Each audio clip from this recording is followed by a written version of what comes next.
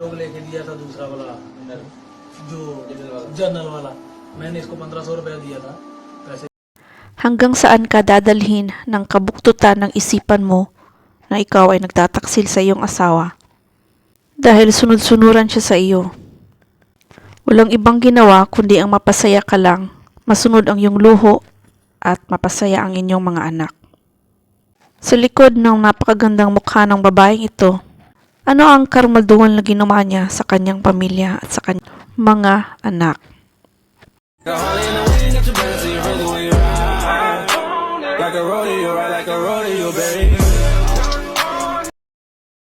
Magandang araw ulit mga kaibigan, ito po si Kath. At muli ay meron na naman akong ibabahaging kwento sa inyo. Kung magugustuhan nyo ang inyong mapapanood, sana ay huwag nyong kalimutan mag-subscribe, mag-like at i-share ang aking video. Marami pong salamat ulit. Siya si Devout Sikh Sukhjit Singh, 34 na taong gulang, isang masipag, mapagmahal at maarugang asawa kay Ramandeep. Siya ay nanggaling sa isang mayamang pamilya, kaya mula sa India ay pinag-aral si Sukhjit sa UK. Siya ay kilalang napakarelihiyoso at naniniwala sa Sikhism. Sa mga hindi nakakaalam sa relihiyong ito, ang Sikhism ay naniniwala sa ekwalidad ng lahat. Sa lahat ng bagay, maging kung ano man ang iyong relihiyon. Sa mata ng Panginoon, lahat tayo ay pantay-pantay. Kung kaya't may devout Sikh sa pangalan ni Sukhjit Singh. Dahil sa relihiyon niyang ganito, ay naging maaruga siya at mabuting asawa sa kanyang may bahay ni si Ramandeep. Siya naman si Ramandeep Kaur Man, anak ni Paul Man Amarjit Kaur. Siya ay nabibilang sa upper middle class doon sa UK. Siya ay 38 taong gulang, nakapagtapos ng graphic designing doon sa UK. Sinasabing lumaki sa maayos na pamumuhay at nakukuha ang kaniyang mga pangangailangan. Nagkakilala sila ni Sukhjit sa UK noong ito ay 17 taong gulang pa lamang at si Sukhjit naman ay 20 taong gulang. Silang dalawa ay natural na nagkamabutihan, nagmahalan at nag-date ng halos 4 na taon. At noon ng taong 2005 ay nagpakasal ang dalawa.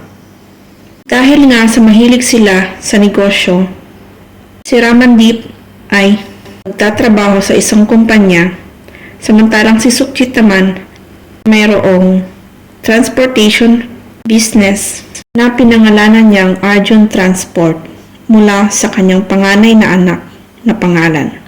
Ang mag-asawa ay nakatira sa Derby, England at may negosyo ring pizzeria sa County Surrey, England.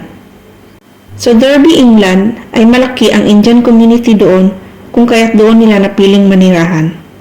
Ang mag-asawa ay biniyayaan ng 2 anak na lalaki na si Arjun na ipinanganak noong taong 2007 at si Arya naman noong taong 2010. Marami ang nagsasabi na parang isang fairy tale ang kanilang pagsasama at parang prinsesa si Ramandeep dahil lahat ng kanyang gustuhin ay ibinibigay ng kanyang asawa na si Sukhjit. Si Ramandeep ay mahilig sa mga mamahaling bagay, mga mamahaling gamit, glamorosa at mahilig mag-ayos. At gustong-gusto niya na nasa kanya ang atensyon ng lahat. At ikinasisiya niya kapag ang tao ay humahanga sa kanyang pananamit o sa kanyang mga suot na alahas. Ano man ang kanyang gustuhin, mahal na alahas, bag o kagamitan, yung sapatos ay kanyang nakukuha. Isang salita lang ay susundin agad ito ng kanyang asawang si Sukhjit. Kung kaya't namumuhay nga siya na parang prinsesa at tinitingala ng mga taong nakakakilala sa kanya. At napapansin ito ng komunidad ng mga Sikh at ipinapaalam nila kay Sukhjit na hindi nila gusto ang ugaling ganito ni Ramandeep. Ngunit sa sobrang pagmamahal ni Sukhjit sa kanyang asawa ay naging sunod-sunuran ito at ibinibigay lahat ng anumang luho niya. At dahil nga proud siya dito at masaya siya na si Ramandeep ang kanyang naging asawa. Lumipas ang mga taon na tila ba walang problema sa mag-asawa. Pero habang umuusbong ang kanilang mga negosyo, ay meron palang mga problema na naipukubli sa loob ng kanilang relasyon. Upang makapagpahinga naman ay nagbakasyon ang kanilang pamilya noong 2015 sa Dubai sa lugar ng pinsan at barkada o best friend ni Sukhjit. At doon nakilala ni Ramandeep ang best friend ni Sukhjit na si Gurpreet, isang kababata at kadugo ng namatay sa ating kwento ngayon. Si Gurpreet ay isang truck driver at nakatira nga sa Dubai. Noong nagbakasyon ang pamilya ni Sukhjit Singh sa kanyang lugar ay lumiban ito sa trabaho upang ipasyal at magkaroon ng banding sa buong pamilya nila Ramandeep at Sukhjit. Lingid sa kaalaman ni Sukhjit na magmula nung araw na iyon ay nagkamabutihan sina Ramandeep at si Gurpreet.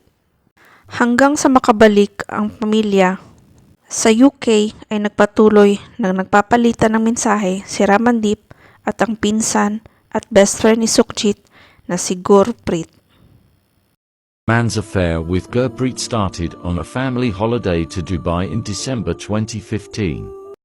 At doon na nga nagsimula na iba na ang pakikisama ni Ramandeep sa kanyang asawa na si Sukhjit. Ngunit pinagkibit-balikat lang ito ni Sukhjit dahil nga mahal na mahal niya ang kanyang pamilya at si Ramandeep. Mayroon na palang namumuong plano sa utak ni Ramandeep na patayin si Sukhjit upang makasama niya si Gurpreet.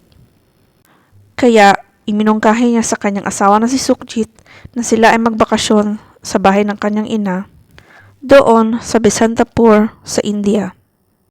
Nagugustuhan nila ang lugar doon at malayo ito sa syudad. At doon nga ay iminungkahi na naman niya sa kanyang asawa na si Sukhjit na imbitahin sa kanilang bahay si Gurpreet. Doon sa araw-araw na lang ay hindi na naikubli ni Ramandeep at ni Gurpreet ang kanilang pagiging close. At hindi nga nagtagal ay napansin ito ni Sukhjit. Ngunit pinagkibit-balikat na naman niya ang kanyang mga nakikita dahil sa tingin niya ay nasa isip niya lamang ito.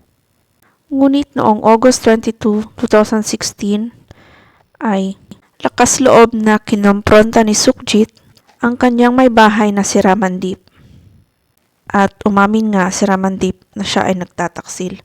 Dahil dito ay nag-away sila at sinabi ni Sukhjit na kapag nakabalik sila sa England ay magpa-file siya ng divorce. Hindi ito nagustuhan ng babae kung kaya't dumating ang September 2, 2016 at dito na isasagawa ni Ramandeep ang kanyang masamang balak.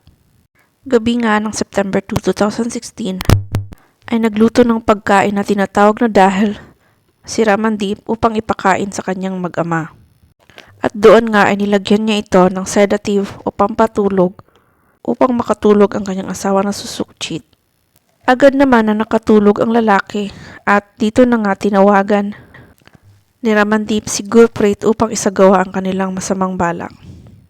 Inundayan ni Ramandeep si Sukhjit ng unan upang ito ay suffocate. Inutusan niya si Gurpreet na pukpukin ng martilyo sa ulo si Sukhjit at gilitan ang kanyang leeg ng kutsilyo kahit ito ay wala ng buhay.